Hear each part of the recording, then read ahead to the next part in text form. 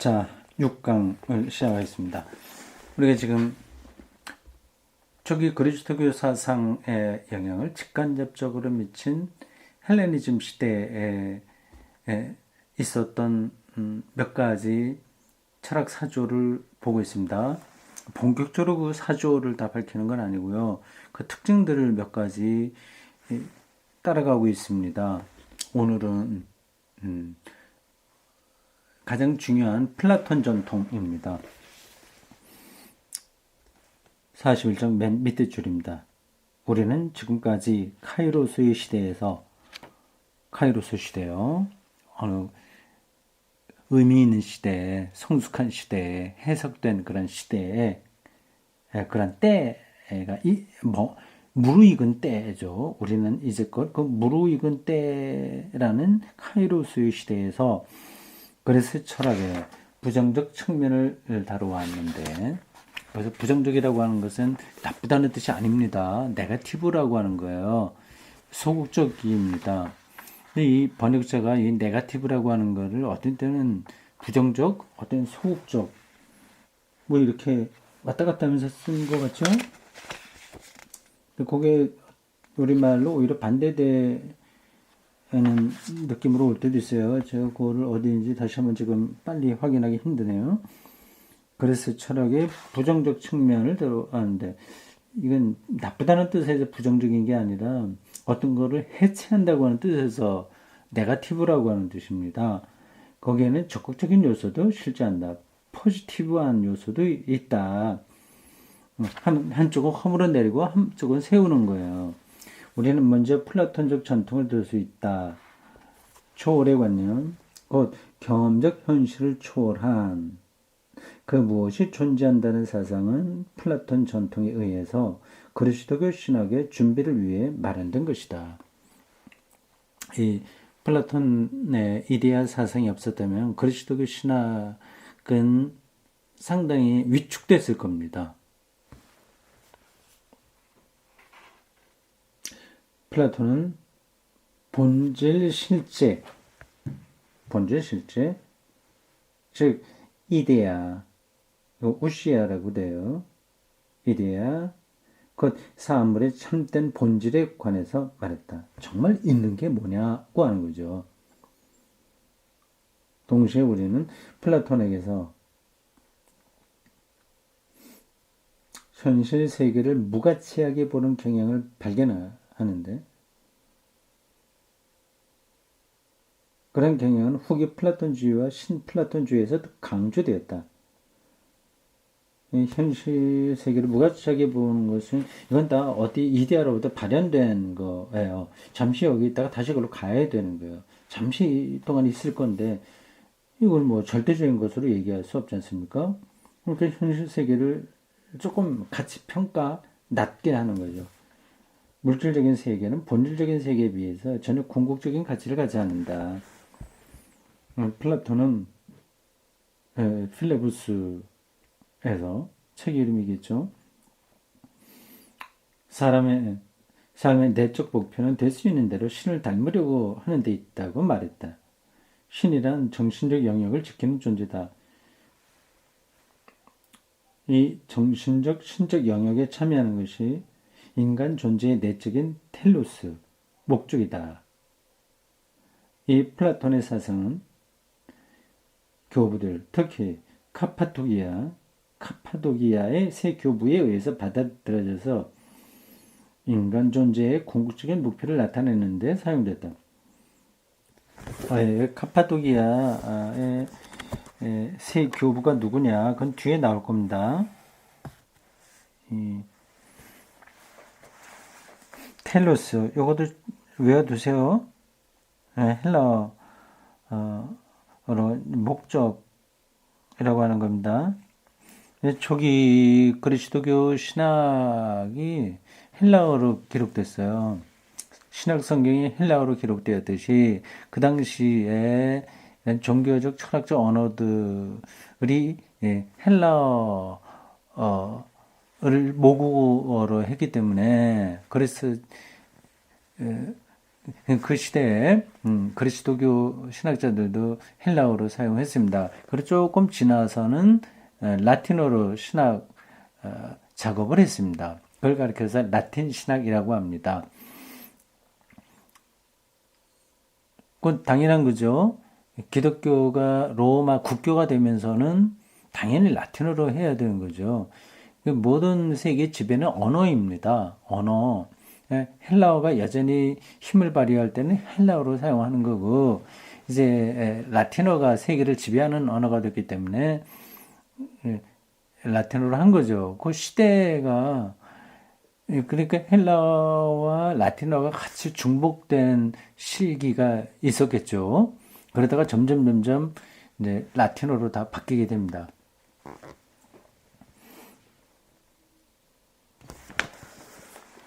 이 플라톤의 사상이 기독교가 하나님을 말하는데 아주 안성맞춤 개념이었어요. 자, 봅시다. 초월 사상이나 삶의 텔로스. 여기 우리말로는 테로스 이렇게 되죠. 테로스. 삶 텔로스라고 해야 돼요. 앞에 몇 줄 위에서는 텔로스 정확하게 되는데 여기는 테로스라고 하는데 텔이라고 해야 됩니다. 텔로스 사상과 함께 세 번째 것은 영혼의 타락에 관한 사상이다. 플라톤 사상에 기독교가 얼마나 많은 영향을 받았는지 알 수 있겠죠. 세 가지예요. 초월사상, 삶의 목표, 신을 닮아가는 것, 목표, 영혼의 타락. 세 가지입니다. 이것은 영혼이란 본래 참여하고 있었던 본질적이고 정신적인 영혼의 세계에서 떨어져 나와 육체라는 감옥에 같이 땅 위에 존재하게 되었으니 마침내 영혼은 이 감옥에서 해방되어 물질적 세계를 단계적으로 초월해 간다는 사상이다. 이 육체는 감옥이죠. 타락한 거죠. 이 사상 역시 교회에 의해서 수용되었다. 그런데 이 사상은 단순히 모든 그리스도교 신비주의자들에게 그치지 않고 많은 교회 교부들에게도 넓혀져 갔다. 영육 이원론 이런 쪽으로 자리를 잡게 되는 거죠.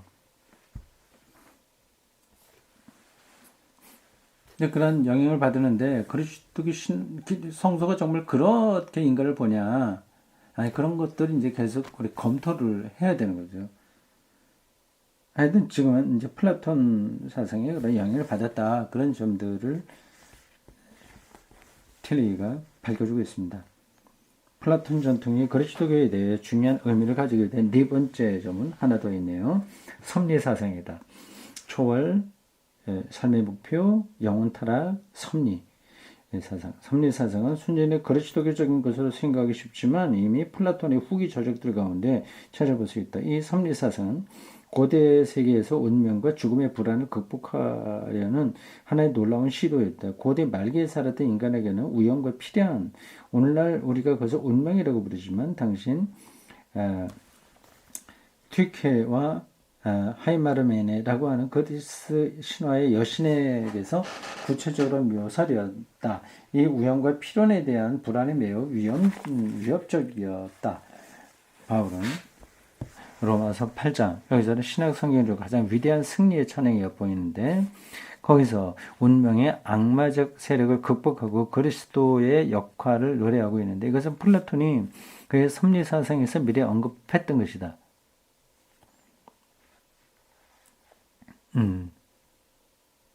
바울도 그 당시 지식인이어서 플라톤 사상의 영향을 받았다고 말할 수밖에 없습니다.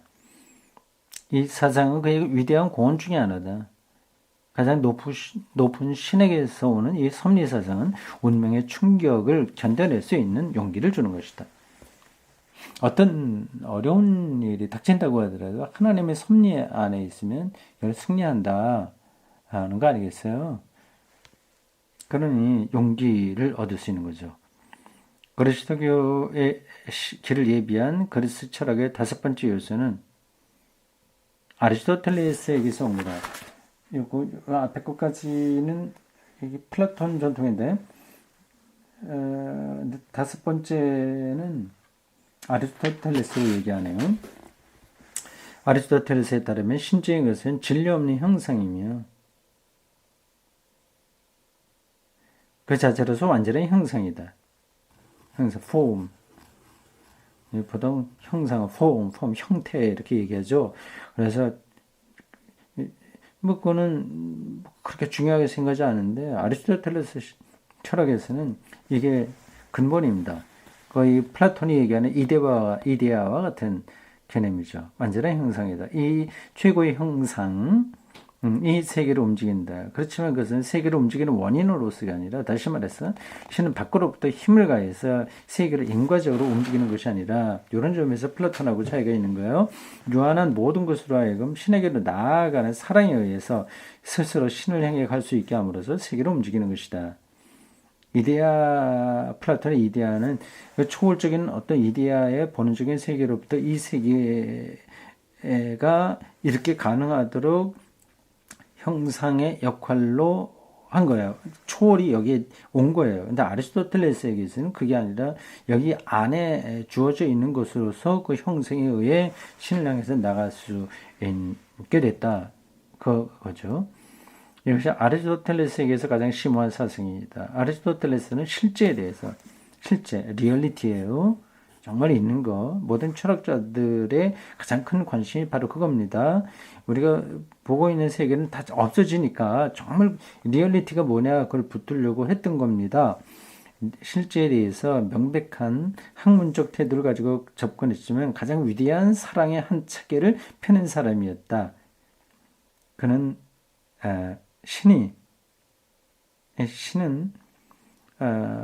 신을 아리스토텔레스는 최고 형상, form, 최고 형상, 순수 현실태, 악투스 프루노의 순수 현실태, 잠재태가 아니라 순수한 현실태,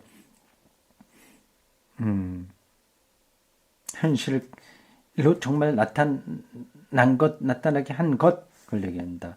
이 세계를 신에게의 사랑에 의해 움직인다고 주장했다. 모든 것은 그 자체가 최고의 형상과 결합하려는 욕망을 가지며 좀 더 낮은 형상, 여기에서 아직도 진로의 예속 상태에서 벗어나지 못하지만 형상을 떨쳐버리려는 욕망을 가진다. 이런 아리스토텔레스의 신관념은 그 뒤 그리스도교 신학에 뚫고 들어와 그리스도 신학을 형성하는 데 중요한 요소가 되었다.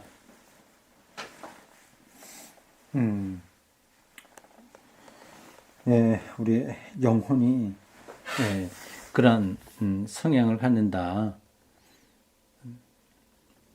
뭐 그런 식으로 그리스도교 신학에 영향을 미친 거 아니겠습니까?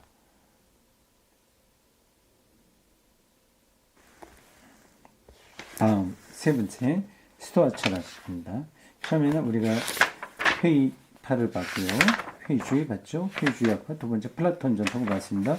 플라톤은 하면서 아리스토텔레스를 살짝 뒷부분에서 하나 더 넣었습니다. 자, 우리가 오늘은 철학 학파들 이야기는 다 끝내야 될 것 같습니다. 세 번째 스토아입니다. 스토아 학파는 후기 고대 세계의 삶에서는 스토아 학파는 후기에 플라톤과 아리스토텔레스보다 더 중요한 역할을 했다. 여기요. 후기 고대 세계의 삶에서는 이렇게 말이 이상하죠. 후기 고대 세계의 삶에서는 이게 삶이라고 하는 건 이제 life예요, 영어로. 독일어 레벤입니다. 근데 그 사람들이 글 쓰는 방식인데, 근데 우리나라 말로 이렇게 번역해 놓으면 어색한 거죠. 스토아 학파는 그냥 이렇게 하면 돼요. 후기 고대 세계에서는 하면 됩니다. 삶이라는 걸 빼야 우리말로는 자연스러워요. 이 삶을 이렇게 넣은 거는 그 세계를 더 강조하기 위한 겁니다. 자, 스토아 학파는 후기 고대 세계에서 플라톤과 아리스토텔레스보다 더 중요한 역할을 했다.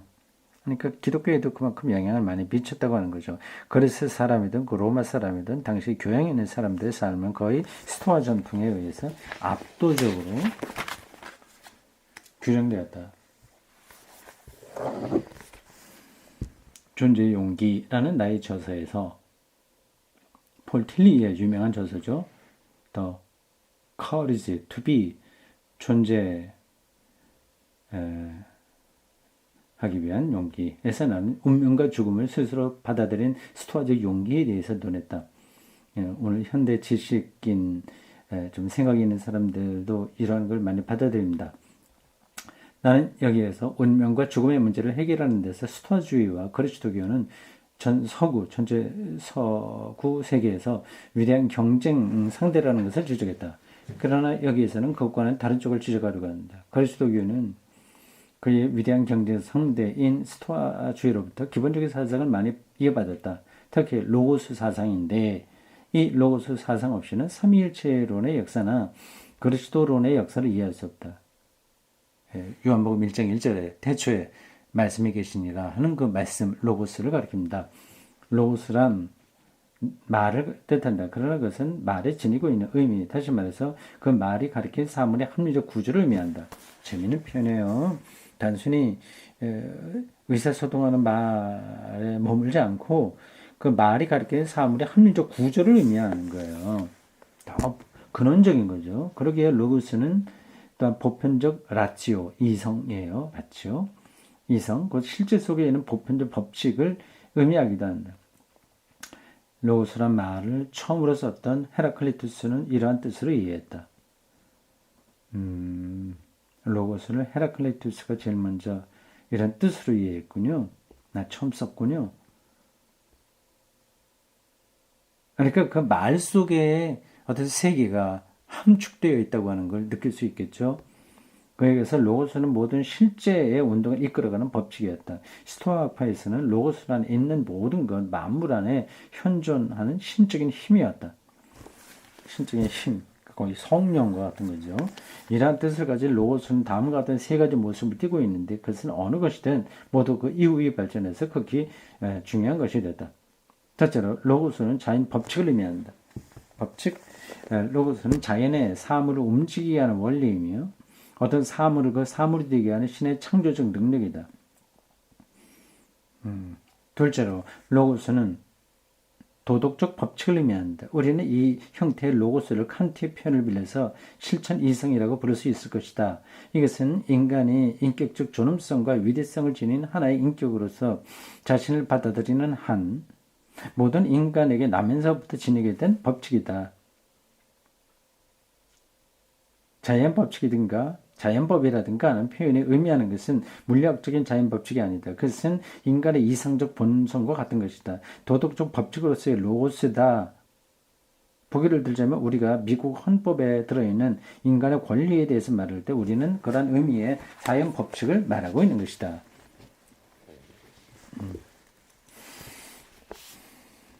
실제로 지금 로고스의 개념들을 설명하는 거예요. 근데 이런 것들이 그리스도교 신화과 상호 연관되어 있다고 하는 겁니다. 그러니까 이런 배경을 모르고 우리가 태초에 로고스가 있었다는 요한복음 1장 1절의 말씀을 어떻게 이해할 수 있겠어요? 이런 공부는 정말 중요한 거죠. 셋째로 로고스는 또한 현실을 인식하는 인간의 능력을 의미한다. 인식 능력. 첫 번째는 자연법칙, 두 번째는 도덕법칙, 세 번째는 인식 능력입니다. 이런 것들이 로고스라고 하는 단어에 들어있는 의미들이에요. 우리는 이런 의미의 로고스를 이론 이성이라고 부를 수 있을 것이다. 말하자면 그것은 인간의 이성적 힘이다. 인간은 로고스를 자신 안에 지니고 있기 때문에 자연과 역사 안에 있는 로고스를 인식할 수 있다. 이 사실에서 스토아파는 다음과 같은 결론을 이끌어냈다. 자연 법칙 곧 로고스에 의해서 규정된 사람은 로기코스 곧 현자다. 그러나 로고스 스토아파 사람은 인간에 대해서 낙관주의자는 아니었다. 그들은 모든 사람이 현자가 되는 것은 아니며 그러한 이상이 도달했던 사람은 불과 몇 사람이 지나지 않는다고 믿고 있었다. 그 밖에 모든 사람은 어리석은 사람이거나 아니면 현자와 우자의 중간 어디에 서 있는 사람입니다. 이처럼 스토아주의는 인간 존재의 능력에 관해서 근본적으로 비관론을 주장했다. 저도 여기 이런 주장에 대해서 크게 부정하고 싶지는 않습니다. 최초의 스토아주의자들은 그리스 사람들이었다. 당연하죠. 그러나 그 뒤에는 로마 사람들 가운데 스토아주의 대표자들이 많이 생겼는데 가장 유명한 스토아주의자들 가운데 로마 황제들도 있었다. 로마 황제들이 그렇게 무식한 사람들 아닙니다. 그러니까 원로원에서 다 뽑잖아요. 공화정이죠. 그냥 일찌감치 정치 제도도 로마에서는 발전했습니다. 그래서 철학자들도 있었어요. 예컨대 마르쿠스 아우렐리우스 황제가 그랬다. 이들은 로고스 개념을 그들의 책임이었던 정치 상황에도 적용했다. 모든 인간은 그가 인간이라는 사실로 하여 이성에 참여한다는 것이 자연법이 갖고 있는 의미다. 이 자연법을 바탕으로 해서 이들은 법률을 만들어냈는데 이 로마법은 그리스도교의 중세의 법률보다 훨씬 뛰어난 것이었다. 로마 법이죠. 지금까지도 영향을 미칩니다.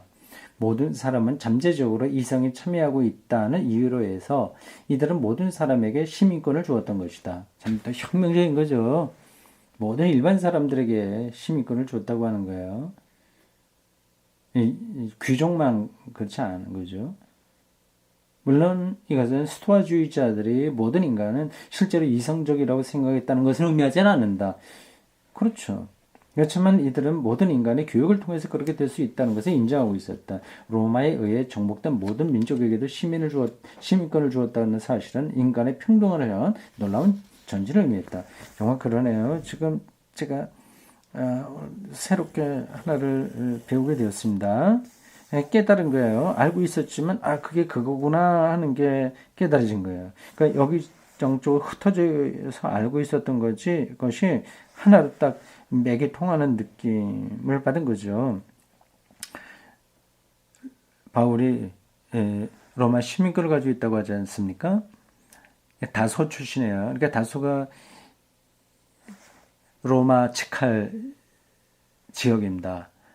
거기 있는 사람들은 로마 사람이든지 유대인이든지 뭐 다른 나라 사람이든지 다 시민권을 주었다고 하는 거예요. 그래서 그가 시민권을 받은 거죠. 아니 그 시민권을 그 로마 사람이 아닌 사람에게도 주었다고 하는 거는 이 스토아 철학에 근거한 거네요. 로마법의 정신이 거기에 있는 거네요. 참 위대하죠. 굉장히 로마가 폭력적이긴 했는데 근데 그게 합리적이기도 했습니다.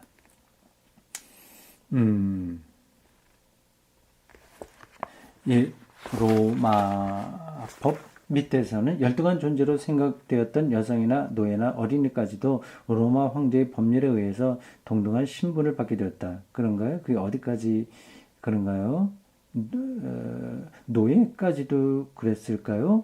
그들에게도 시민권을 줬다는 건 아닐 것 같은데 저는 확실하게 모르겠습니다. 이러한 현상은 그리스도교에 의해서 이루어진 것이 아니고 모든 만민이 평등하다고 하는 사상 말입니다. 아니고 스토아주의자들에 의해서 이루어졌는데 스토아주의자들은 이 사상을 모든 사람이 참여하는 보편적인 로고스에 대한 신념에서 이끌어냈다. 참 재밌어요. 많은 평등 모든 사람들에게 시민권을 준다고 하는 그 제도가 결국 로고스라는 철학적 개념에서 나왔다는 거 아니겠습니까? 그러니까 정치인들도 철학을 해야 되는 거죠. 그게 없으면 뭐 왔다 갔다 하는 거죠.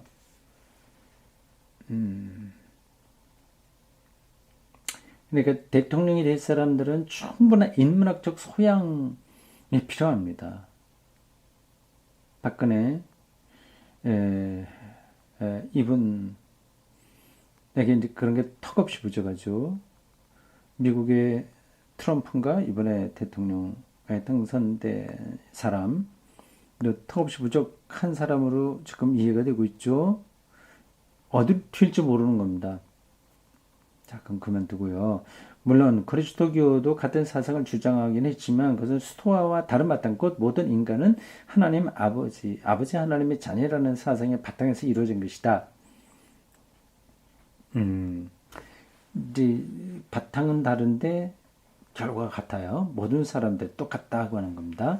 그래서 스토아주의자들은 인간은 누구나 보편적 이성을 가지고 있다는 이념을 바탕으로 해서 세계 국가의 사상을 세계 국가 사상을 발전시킬 수가 있었다. 그리스도교는 이 사상을 이어받아서 나중에 가서 크게 발전시켰던 것이다.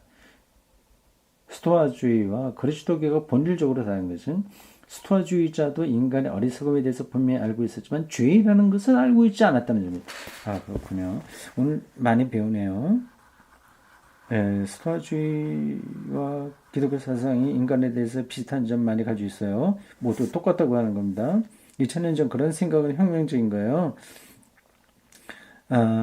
그런데 차이점은 그들이 죄로 인간을 보지 않았다고 합니다. 그러게 스토아주의자들은 구원을 지혜에 도달하는 데 있다고 봤다. 지혜. 아주 깨닫는 거죠.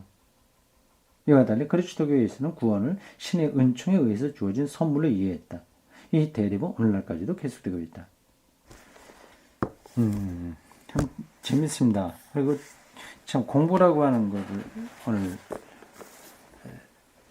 충분하게 느끼게 되는 군요. 정리가 되죠.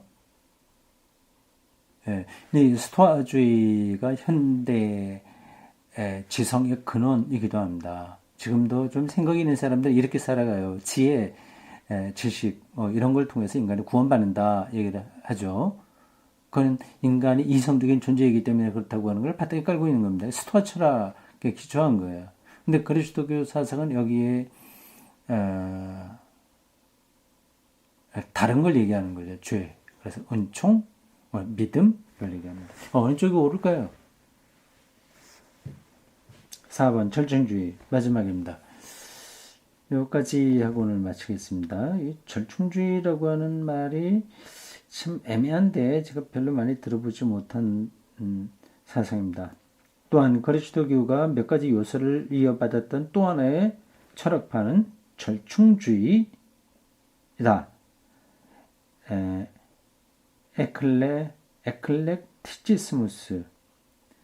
에클렉티시즘 이랬다.